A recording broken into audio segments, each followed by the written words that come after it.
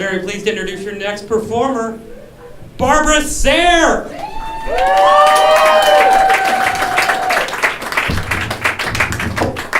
Oh, yes. Before I go much further, I do want to send a message to the producers of this festival.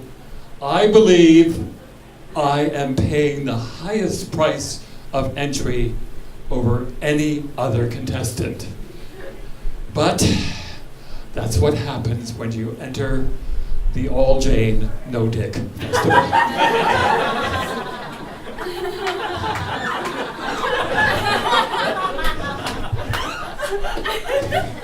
Yes, it's, there are lots and lots of festivals out there. All Dick, No Jane. I could have entered one of those, but no.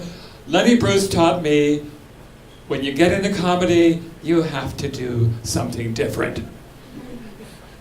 And there's a word for what I am.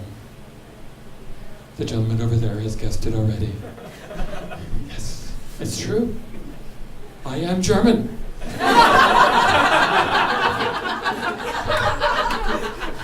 So smart. And, as we know, every German woman is born with a penis. It's part of being the master race.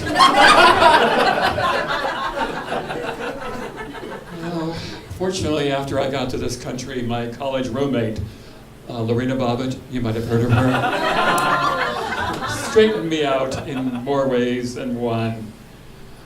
So I have a vagina now. And, well, of course, I'm a comedian. I can't afford the very best. So I had to get a used vagina. That ever happened to any of you? Well, come on, like, none of you have ever been to a rescue shelter to get a used pussy. I call it my Section 8 vagina. It's low-cost housing for, for any stray penis I might find. The good news is my vagina is now almost a quarter century old. That's right. It's probably older than many of the vaginas in this room. But yours probably smells better.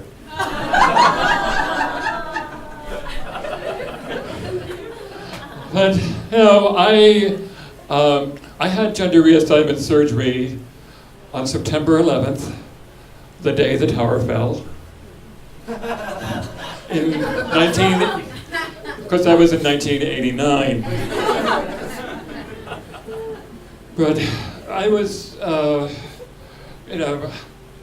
I started comedy, and one of my first trips when I went into comedy was on a comic relief, I called it my Haven't They Suffered Enough tour. And I went to, after Hurricane Katrina, down to Mississippi. Any of you ever been to Mississippi? Yeah, have you discovered it's a little more conservative than Seattle? I got questions from the audience like, are you proof that God makes mistakes? No, I'm not proof that God makes mistakes. I am proof that God has a sense of humor. And, right now, I'm still worried about my dating life. I'm getting a little, on the older side, and I've pretty much given up on men, except for the young fellow over there. You're kind of cute, and we can talk a little later. But, straight women have given up on me. I guess size is important. And most of my lesbian affairs end lickety-split. So, in essence, I have become a 60-year-old virgin. It's true. I don't brag. It's just a message to you young people in this room. Especially those of you who are considering becoming a suicide bomber. Think about this. I could be one of those 72 virgins waiting for you. And I think with that, I'll turn you back to Brian.